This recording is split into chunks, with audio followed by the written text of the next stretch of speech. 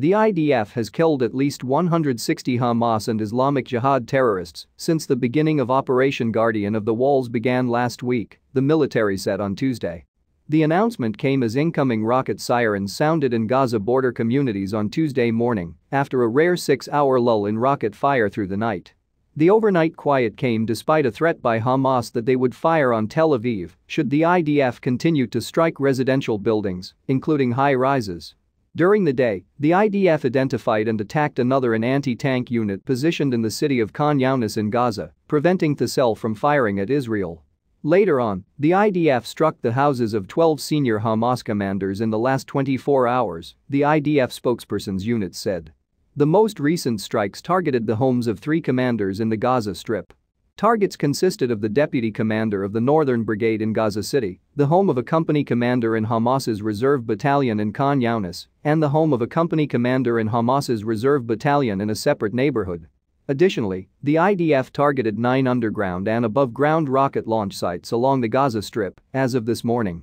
The IDF also thwarted an operation by Palestinian Islamic Jihad terrorists in the central Gaza Strip, according to the IDF spokesperson.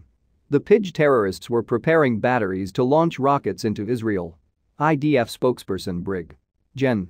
Hidai Zilberman told reporters that the IDF continued to carry out strikes against Hamas and Palestinian Islamic Jihad targets overnight, including 10 to 12 multi-barrel rocket launchers, 6 of which were ready to be fired towards Israel's Gush region.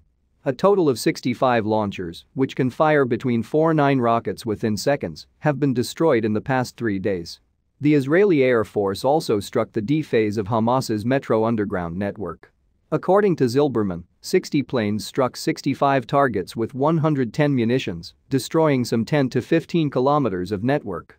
We know the grid of the network underground and every entry shaft, Zilberman said, adding that destroying the network pushes the Hamas operatives to act above ground. According to Zilberman, between 125 to 130 Hamas operatives and 30 Palestinian Islamic Jihad operatives have been killed since the beginning of the operation last week. The Palestinian Health Ministry has reported the death toll at 200, including 59 children and 35 women. Another 1,300 have been injured. Zilberman said that IDF Chief of Staff Lieutenant Gen. Aviv Kohavi spoke twice in recent days with U.S. Chairman of the Joint Chiefs Gen. Mark Milley about the operation in the Gaza Strip. The IDF also struck several residences of battalion and unit commanders, including the home belonging to the Gaza battalion commander, who is responsible for firing rockets towards the southern city of Ashkelon. The IDF also struck numerous targets in the Rimal neighborhood of Gaza City and, according to Zilberman, will continue to hit targets there for the next 12 hours.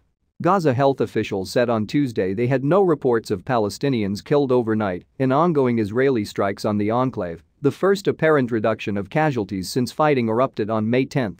Meanwhile, on the northern border, 6 rockets were fired from Lebanese territory towards Israel by a Palestinian group. None of the rockets crossed into Israeli territory, and the IDF responded with tank and artillery fire.